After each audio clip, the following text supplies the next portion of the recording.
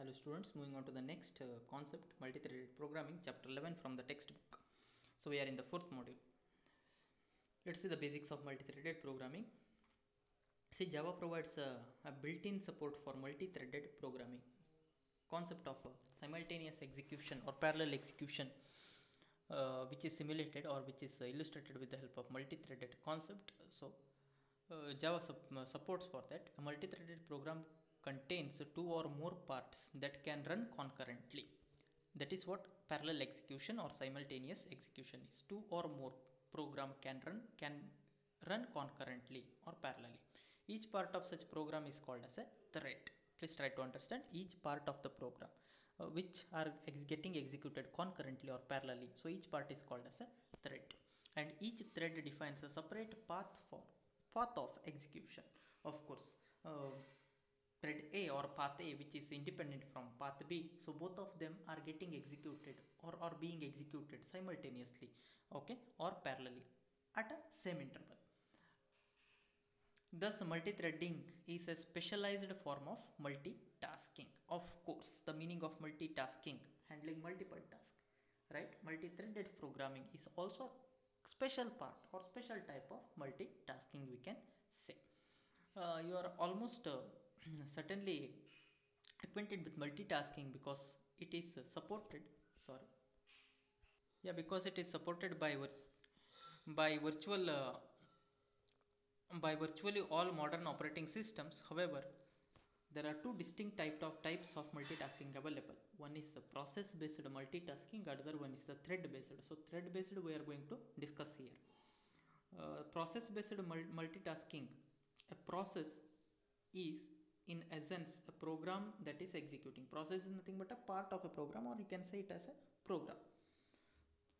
Thus, process based multitasking is the feature that allows your computer to run two or more programs concurrently. In case of process based multitasking, two or more programs are concurrently getting executed. That is what explained here. For example, process based multitasking enables you to run the Java compiler at the same time that you are using text editor. So text editor is different. Of course, the in a computer, on a computer we can open multiple files, multiple types of applications we can open, right? We can work on it. So two different examples there, one examples they are giving here. Two different types of process they are running parallelly on your computer. One is text editor and other one is the Java compiler. That is what they are giving as an example. Any example you can give for this. Next is the thread based multitasking environment. In case of thread based multitasking environment, the thread is the smallest unit of dispatchable code. Smallest unit of dispatchable code is called as a thread.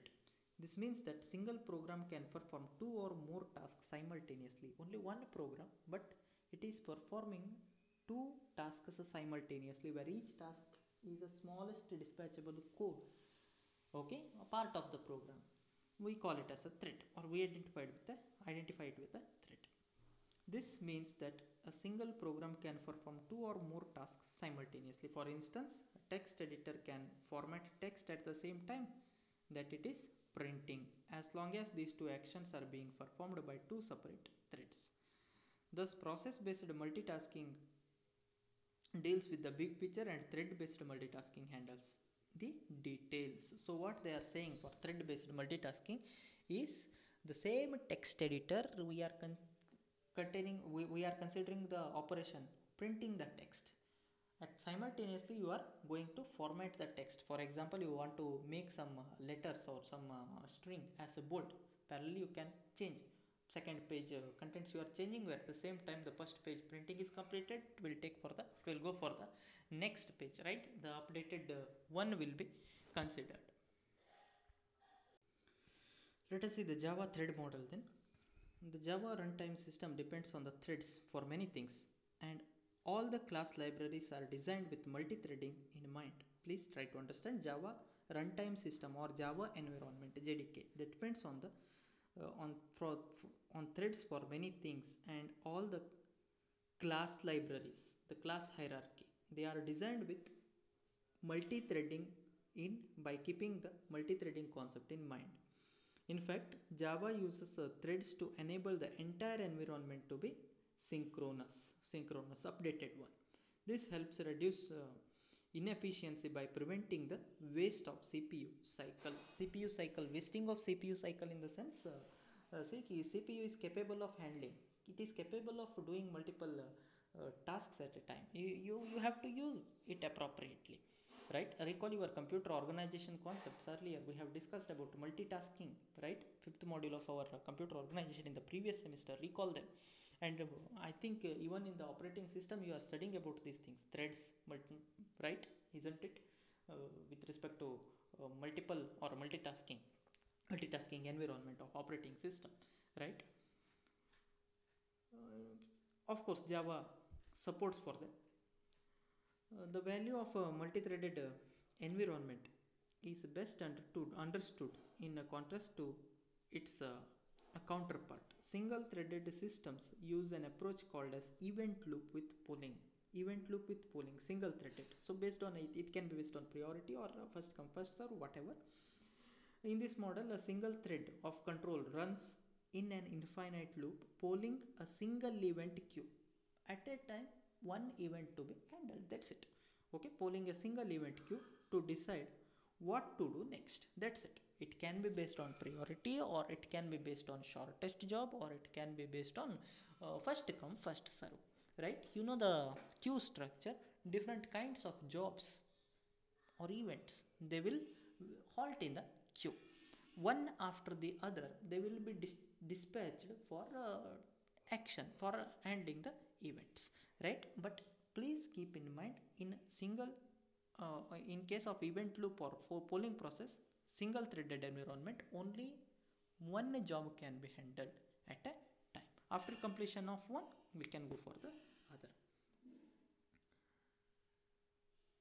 Okay, then question comes, why we have to go for the multi-threading? Of course, if you analyze properly the single threaded channel or single threaded environment of operating system, at a time only one job can be handled, isn't it? This leads to inefficiency. See, even though the processor is capable, but due to the limitation of the mechanism what we have implemented, we could not be able to use it or utilize it properly, right? To avoid that, to overcome such scenarios, multi-threaded concept is introduced. The benefit of Java's multi-threading is that the main loop or polling mechanism is eliminated, right? That polling is eliminated here. One thread can pause without stopping other parts of your program. For example, the idle time created when a thread reads data from a network or waits for user input can be utilized elsewhere. Of course, if the process wants user input, right? User can take a pause, or user may simply wait instead of providing the input. You must be aware of executing a program, right? Suppose execution of addition of two number. Example, you let us take the example. The program is asking you to enter two integer values, right? Then it will halt in the same state unless and until the user is provided the input. It won't go for the next step. We can utilize the process is in complete state only, right? So such idle time can be efficiently utilized by the concept of multi-threading. Okay, threads can exist in several states. The different states of thread, as you can see, it is given here. A thread can be running state. It can be ready to run as soon as it gets CPU time. A running thread can be suspended, which is temporarily suspends its activity. A suspended thread can be resumed at any time, right? That is taken for the activity again, allowing it to pick up where it left off. A thread can be blocked. This is the another state. A thread can be blocked when waiting for resources. At any time, a thread can be terminated with halts its execution immediately. Once terminated, a thread cannot be resumed. These are all the various states of thread actually. A thread will be running in, that is the normal mode, then it can be suspended, it can be resumed, right? Suspending is nothing but a kind of pause. Resume, of course, the opposite of that pause. Play, it is like then it can be blocked in the sense whenever it waits for some kind of resources, it can move to the state called as block, and we can go for terminating. Once it is terminated, termination stands for stop.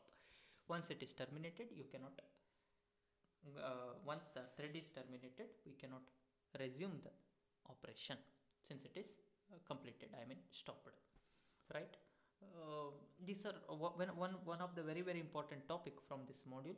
So basics of the thread definition and all various what is multi-threaded concept, okay?